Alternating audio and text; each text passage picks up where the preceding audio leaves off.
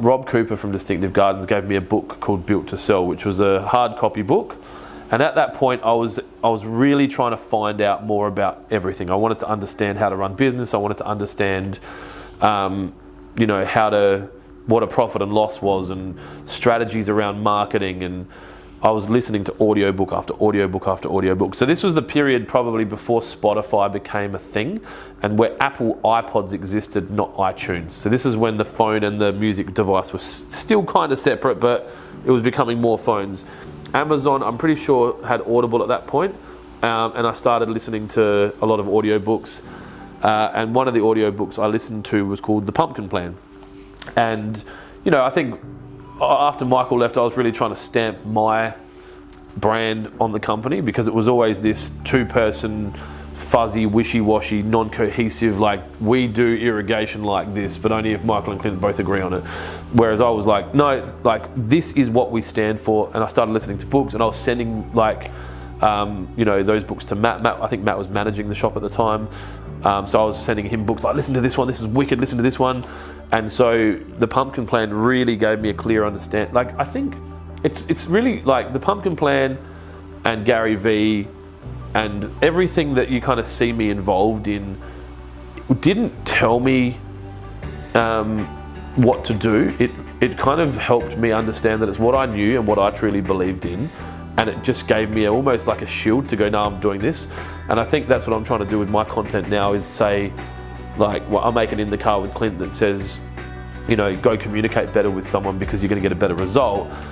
I hope that gives someone a shield to say, this is a video I watched. It's a bit of a soft entry. So after the Pumpkin Plan, I was like, yeah, like, I've always hated the, we need a company mission statement. Let's sit in a room for a whole day and write down 20 words that mean what our company means, and then we'll circle them and we'll pay a consultant $5,000 and we'll get a fucking piece of paper with 5 words, and now we've got a new logo that's another $10,000. Like, it doesn't feel right for me. I acknowledge that it's great for so many companies, but I really, I wasn't looking for a democratic, all-in whiteboarding session around our values. I knew when you're a sole director of a company with 5 or 8 or 10 staff, the company's values are almost your values, right?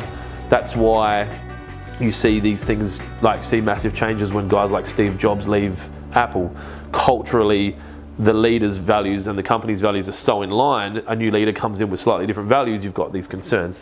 So it was really easy for me to come up with the 12 immutable laws off the back of that book. I think I ripped a few off from them, and then I rolled it out, and the guys loved it. They're like, yeah, that's funny. And it's like, no dicks allowed and fuck normal, and everyone's like, oh, that's like, you've got swear words in their corporate stuff. Oh my God, well, how edgy. But it's just how I felt, and I think it made it really easy for the guys to articulate our values and be really confident that they could go out into the public and be like, we won't deal with that person because they're a fuckhead, and they've continuously been a fuckhead, and they don't pay their bills on time, and they don't do this and they don't do that. Whereas if you work for McDonald's or whatever, the customer's always right. They could take a shit on the counter and flick it in your face, and you'd have to say sorry and clean it up and like, can I get fries with that? Like, we're not that company. And I think it empowered my team to, they had something to believe in, and they had a document digitally or physically that they could wear, that stood for something. And I think it actually changed the culture. The public saw it for what, it made it very easy for someone, if they wanted to come and work for us, to determine whether or not it was in line with their values. It made it really easy for a client that we were chasing to understand if we were the right company for them.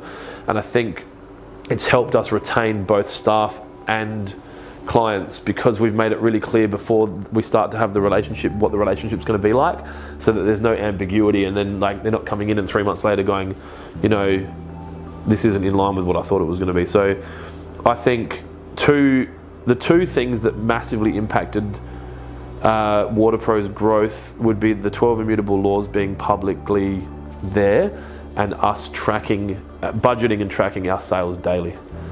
That would be that has been heavily tied to the success of Waterpro.